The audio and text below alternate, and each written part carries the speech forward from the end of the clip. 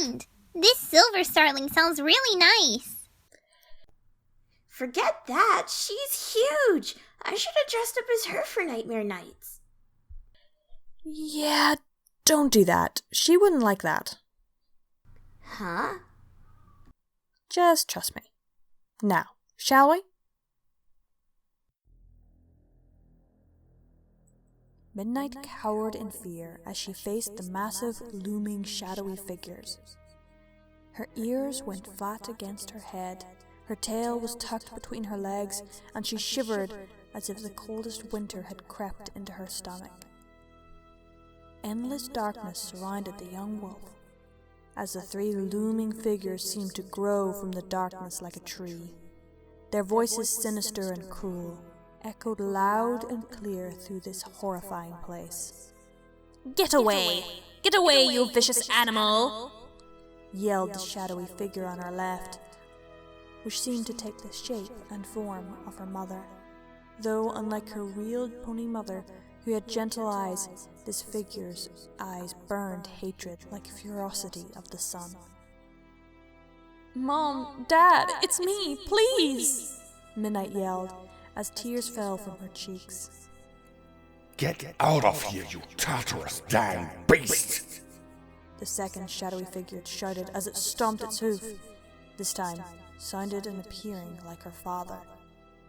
Midnight whined in fear as she backed up, fearful of what her father might do. Vile failure, you wretched fool, said the last figure, whose shadowy form took the shape of the stranger who had done this to her all those moons ago. You shall pay dearly. A darker black than the shadows around her came out of the shadowy demon's horn and blasted at Midnight with alarming force as Midnight in turn shut her eyes. Midnight woke up with a fright as fat tears ran down her face and wetted her fur. She looked around with great confusion at her new surroundings of fur and feathers. As Midnight thought about what this could be, the memories of last night came flooding back to her. The winged wolf, the food, the offer. Had it really been true? A sudden snort of air shot at her, however, when she noticed that right beside her lay the winged wolf's head, blinking at her and flicking her ears back. Were you having a nightmare? Silver Starling asked as she lifted her head and wing up, giving Midnight room to move and stand up now. Nightmare? No nightmare. Midnight lied as she stretched her body, trying to rub her face even more to hide her damp fur. I just got something in my eye, that's all. Right, said Starling. And I'm a chimera. Midnight rubbed her eyes once more before looking at Starling and flicking her ears back as well. Well, now that you're awake, I'm just going to get something to drink, okay? Midnight said, as she started to walk over to the entrance of the corridors again.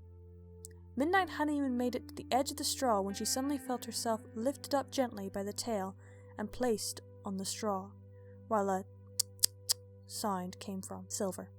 Oh, no, you're not going to be getting up there, little pup, Starling said as she stood up and started to stretch. You're a patient here, and that means bed rest. So, while I get you some water, what would you like to eat? Badger? Pheasant? Fish, perhaps? Midnight stuck out her tongue in disgust. Fish was, in Midnight's opinion, the most disgusting thing to eat, cold, slimy, and scaly. She even remembered how Luna tried to get her to eat it to help her get strong, but all Midnight could do was stick her tongue out and eat some of the other food Luna had brought for her. Starling rolled her eyes at Midnight's response as she walked out of the corridor and returned in a short period of time with a wooden bowl of water and a fat badger on her back. She placed both in front of Midnight before watching and waiting for Midnight to eat. Midnight went right to work on drinking the water from the bowl, the cool, clean water being a treat to drink from, after usually getting water from dirty puddles in town. After almost downing the entire bowl, Midnight looked at the badger in great confusion. In all the moons she had been alive, she had never managed to do many, wolf things, since there was no one there to show her. She never was able to claw mark a territory, never learned how to track too well either, but most importantly, she had not been taught about hunting, especially not something as big as a badger. She had been lucky most times when she caught something like a rabbit, and even more often than not, she scavenged at best. She wasn't even sure if there was a specific way you were to eat a badger. Silver Starling gave Midnight a confused look before looking at the badger and Midnight herself a few times. After a while of this, Silver Starling took a mouthful of badger, chewed it quickly, before spitting it out in front of Midnight beside the badger. Midnight, upon seeing this, thought she was about to puke up the rabbit she had ate last night in pure disgust. Was she expected to eat this? This is practically throw-up. Midnight stared in shock and disgust between the chewed food before staring at the Goliath of the winged canine. What? Starling asked confused. Didn't your parents feed you like this when you were younger? No, Midnight said as her ears flicked back in embarrassment. My mother never ate meat. See, my original parents were ponies. Midnight saw Starling shook her head in complete disbelief. Midnight suspected that Starling thought she was mad. A wolf being born from a pair of ponies? Impossible. Then again, one would think the same of many things. A pony met by a demon and changed into a wolf? A pony turned wolf being raised by the Princess of the Night herself? Even the idea of a pony being sisters with a winged wolf. Something she still seriously wanted to know. After a bit, Starling walked back to lay down like before beside Midnight, and nudged the badger in front of Midnight. Okay, start talking from the very beginning, Starling said as she looked sternly at the purple wolf. Though Midnight was hesitant, she saw that the stern look Starling was giving her was more of a worried stern in trying to understand all of this than an aggressive stern. Taking a deep breath, Midnight began her tale. From her earliest memory to now, she told Starling about her parents, her farm, her town. She continued on with her encounter with the demon, the adoption she had with Princess Luna, her abduction by Starswirl, and her years after. Throughout the whole time, Starling only sat and listened, her face shifting from confused to angry, often Midnight noticed whenever mentions of ponies were shown. This confused Midnight. She knew Powder was a pony. What could Starling have against the species her own family was a part of? Before Midnight could ask, however, Starling let out a deep sigh and stood, grabbing another badger and placing it beside the already bitten one. You need to rest and eat. If you need to get something, call out, and me and Powder will help. But for now, please rest and gather your strength.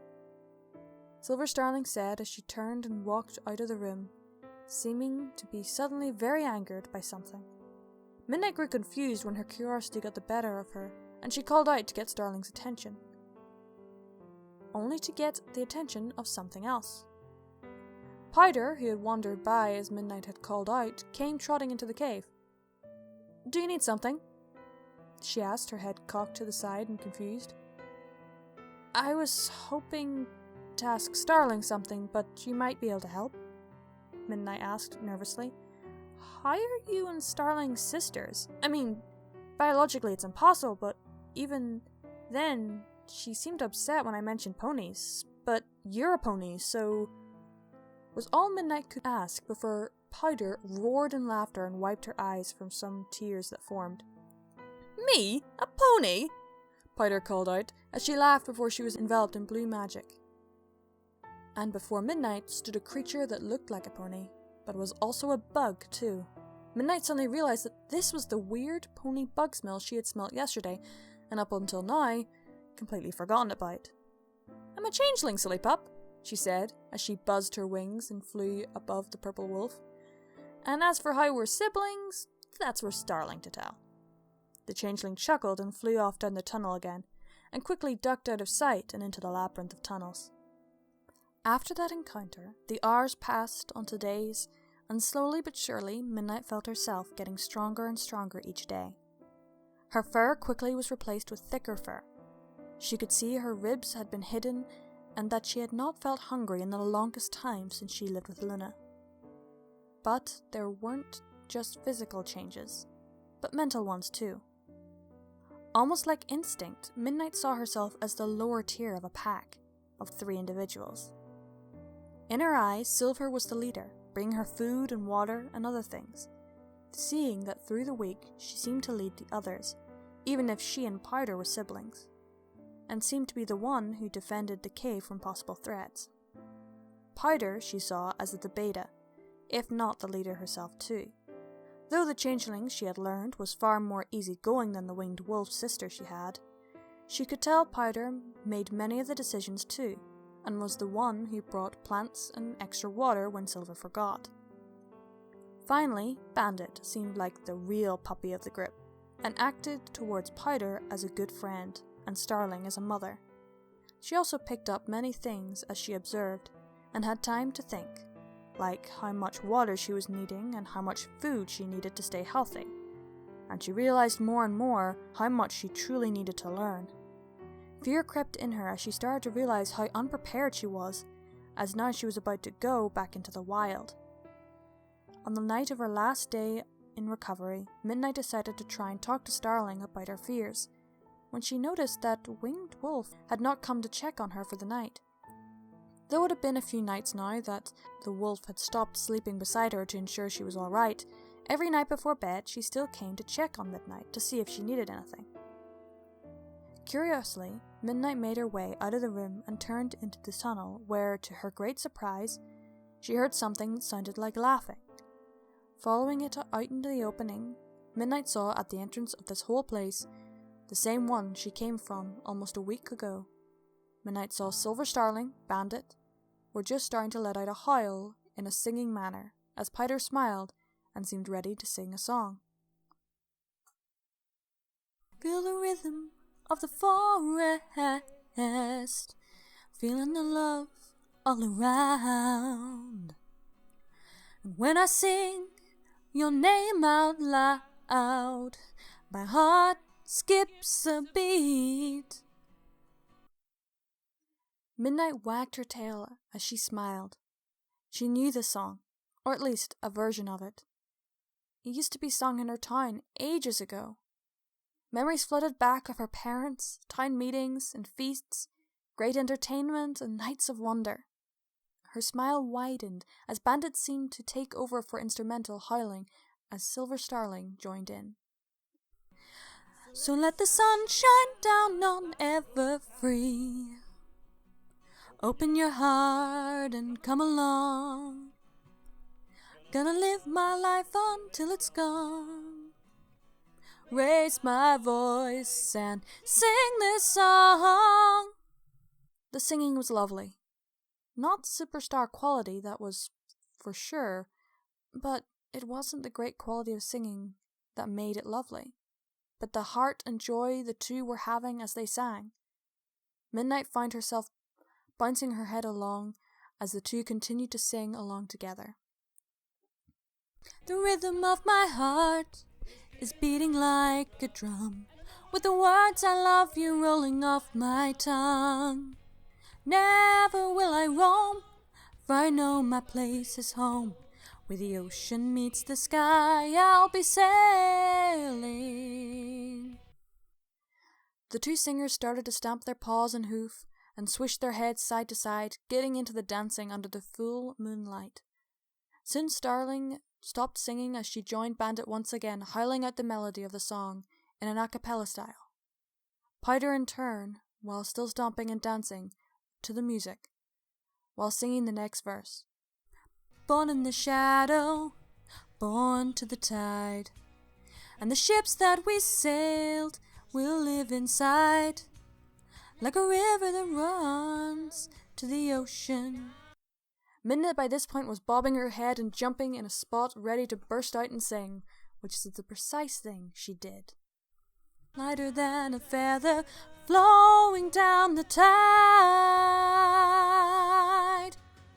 When Midnight sang with Powder, the trio before Midnight looked at her with a second of surprise, before smiling wide and singing louder. Powder cantered over and started to dance with her in a weird dance as together they sang the chorus. The rhythm of my heart is beating like a drum, with the words I love you rolling off my tongue. So never will I roam, for I know my place is home. Where the ocean meets the sky, I'll be sailing. The singing and dancing continued into the night, till the moon was high in the sky.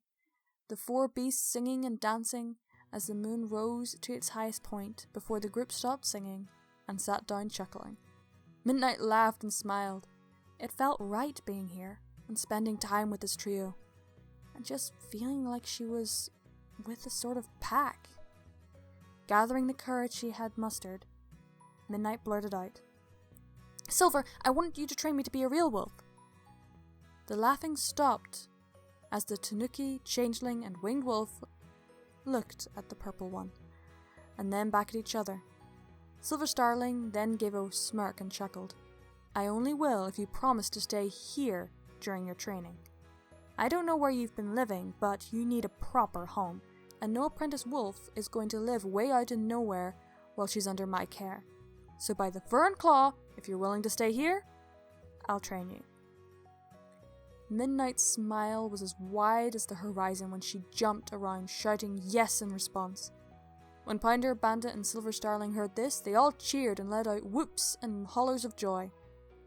When all was settled, Silver Starling gave a little bit of a sly grin as Silver Starling walked past her and back into the cave. "Right, come on, Midnight. You're going to need your rest," Silver called back as Midnight ran to catch up with her. "More rest?" she whined. "But I've been sleeping all this week." Silver Starling laughed as she led Midnight to a small area, almost like a living area, with a bookshelf, large straw bed, and more pictures of strange animals. "Trust me, you're gonna need it. This ain't no walk in the park. You're gonna learn to be a real wolf, and that means working your tail off." She finished as she turned and walked into the main area, calling only once more, "So hurry up there, pup, and get some shut-eye." Midnight looked over and stared at her room, with a smile and a nervous chuckle. "I guess this is the start of one new adventure," Midnight chuckled, as she walked over and curled up on the prickly straw, something she had still not gotten used to in her time here, but something she was sure she was going to have to.